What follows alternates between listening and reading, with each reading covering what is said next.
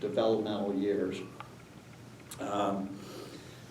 The other components is that all 76 campuses will be getting upgrades to them of some sort. And I just received a text that, this is for Duff Elementary, they were saying, hey, I just got a picture and a thing from the district for Duff Elementary with all of the upgrades that's going to happen specifically per campus. So people that are living by Miller Elementary, by Ditto, Dunn, Duff, each community will be receiving one of these to show what the school's going to get in individual upgrades. If the bond passes. What's that? If the bond should pass, right. So the bond itself, we know that it's larger, but the way that the district has been able to pay down its bond, Arlington does something that most districts don't do. Most districts will say, we're going out for a $966 million bond, and what we're going to do is we're going to extend it out over the course of maybe 25 years for all items. Well, Arlington, we said we want to do it a little bit different. What we want to do is we want to go out with items based on their lifespan or their life cycle. Today, technology is outdated in 3 years.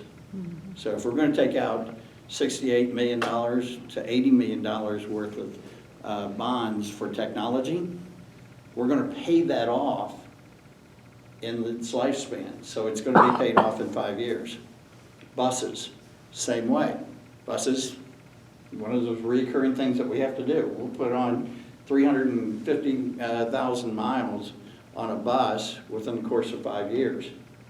Well, we've got to pay those buses off. So we do that. So we're paying the bonds, good chunks of those bonds, off in the period of their usefulness. Band uniforms is something that's in there. There's questions why you put band uniforms in there. If you actually look at the number of students that we have in band, those uniforms will usually, you'll get 10 years worth of life out of them. It's not a bad idea, because if you had to do that out of your M&O budget, it gets to be excessive on your and stretches your M&O budget. But the only thing that's extended out for long-term debt is brick and mortar. So it's your schools.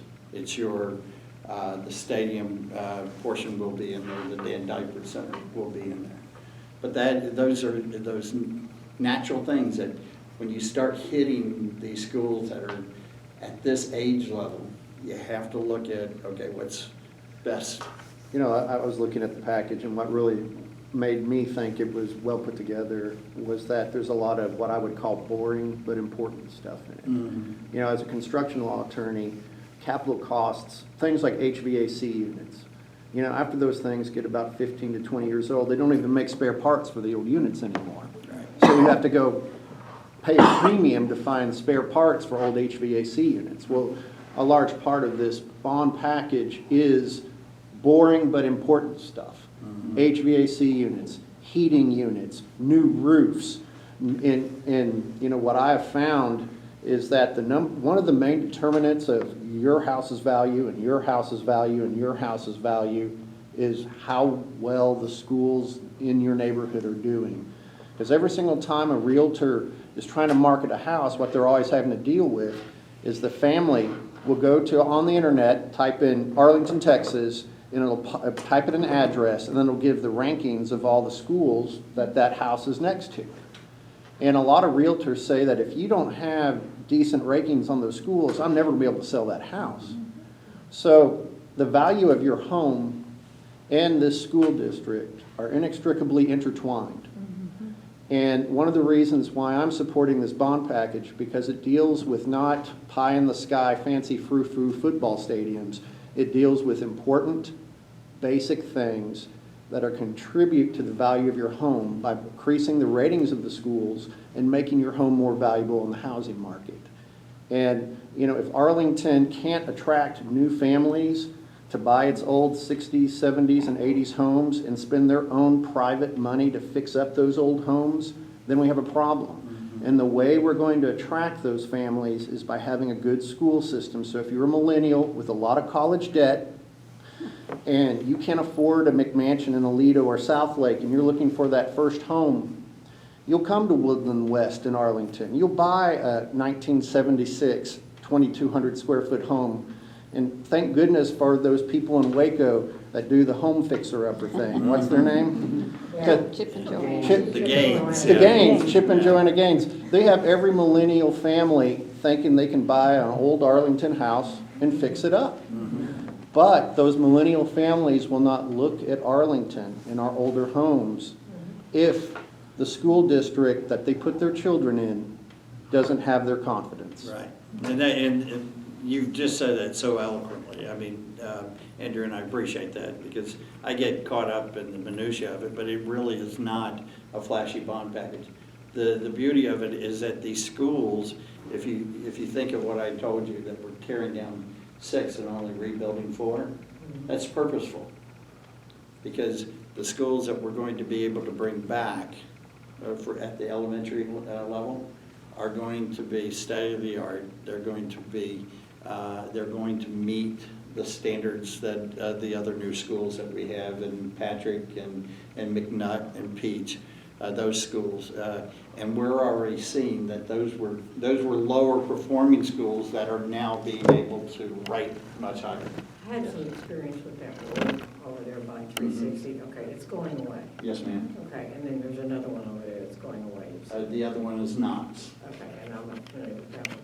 Where are those children going? I'm assuming that Yeah, a lot they're of going those to be children rebounded. are gone, number one, because it was a very transient population to begin with. Yeah. But I think the apartments are still there, so I'm assuming there's still some children in. Yes, ma'am. They're going to be rezoned into Berry, Blanton, Crow, and Johns. Okay.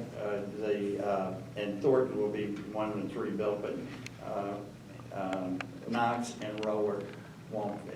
And John, But work's going on. well, whenever they Yeah. built Adams and they built Patrick over there in East Arlington, it really reduced. We're overcrowding. Yeah, it ended the overcrowding, and gave them the flexibility to do this. Absolutely.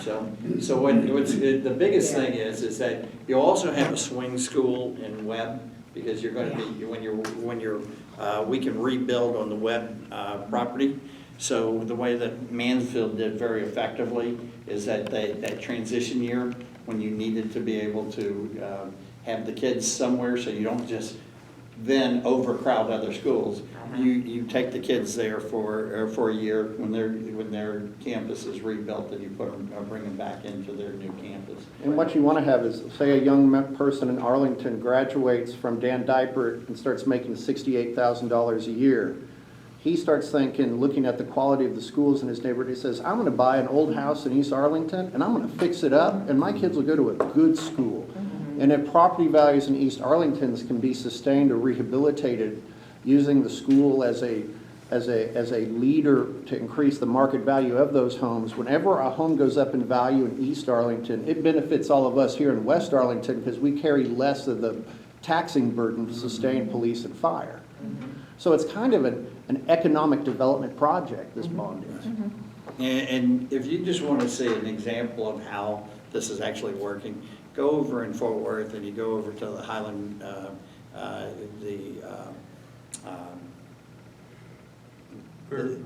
Arlington Heights. Oh, yeah. Neighborhood in Fort Worth, and go all the way back to Trimble Tech. These old neighborhoods that were dilapidated have all been rebuilt. It's beautiful. Yeah, just gorgeous. Fairmount. Yeah, so I mean, so that's our opportunity, and we're already seeing it along Lover's Lane and many of the different areas. Let me ask you, is there any questions that I might be able to tell you that what we will be able to do is, in itself, this bond will not cause for a debt rate or a tax rate increase. Okay, I cannot promise you that your property taxes will not go up, but I will tell you that this bond in itself will not cause a debt rate increase because of the bond passing. And then, for some of us, we're not going to see any movement on our taxes anyway. So I'm not there yet, but I'm getting close. So I'm just saying that, that this is an opportunity for us to be able to help what I truly believe is our property values at the end of the day. You mentioned in a second the M&O budget. Can you kind of explain to everybody the difference between the M&O budget and what the bonds for capital improvements, what's different between those two and how they can't legally go across each other? And I'm so glad that you pointed that out, because that's a key thing. A lot of times people will say, okay, why don't you use your bond monies for teacher salaries? Well, you can't. State of Texas, the reason that they created bonds is for you to be able to address your capital needs. And that's what we're talking about here, is capital needs. Your M&O budget is your maintenance and operations, and in the school business, that's salaries. Mhm. Because about 88.6% of Arlington's M&O budget is salaries for our 8,000 employees.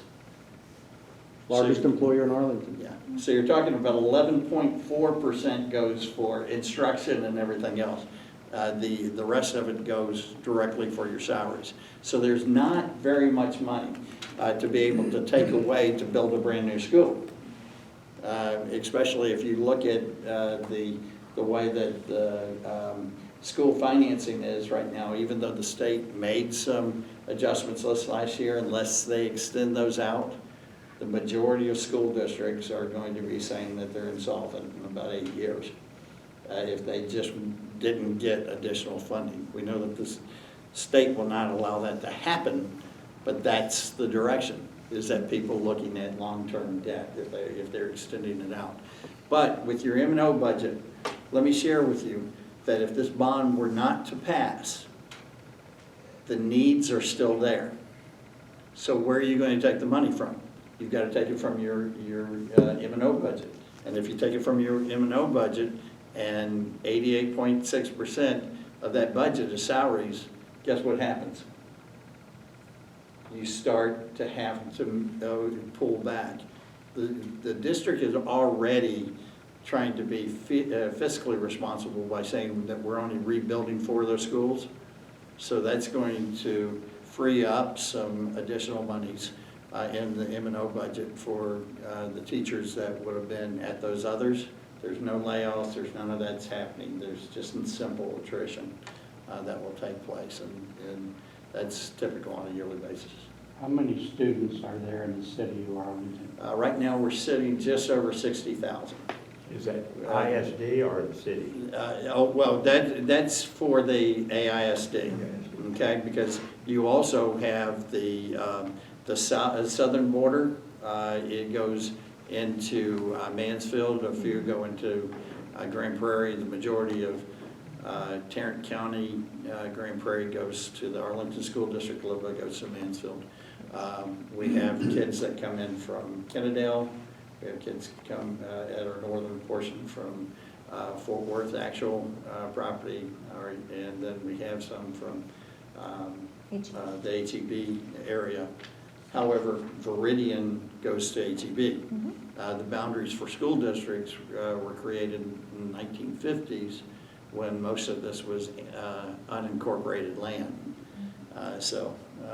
That just to let you know, that still puts us like the 11th largest school district in the state of Texas. And the rankings have been going up. Yeah, absolutely. And they were a high solid B in this new A through F ranking. They were at 86. I think that they'll probably move into about 88 this next year. So it's going up, and it's going up at the schools that we were able to ease the overcrowding on. And we've got some really cool schools that are coming forward with our dual language and world language, dual language fine arts schools, and our world language schools has already began producing some incredibly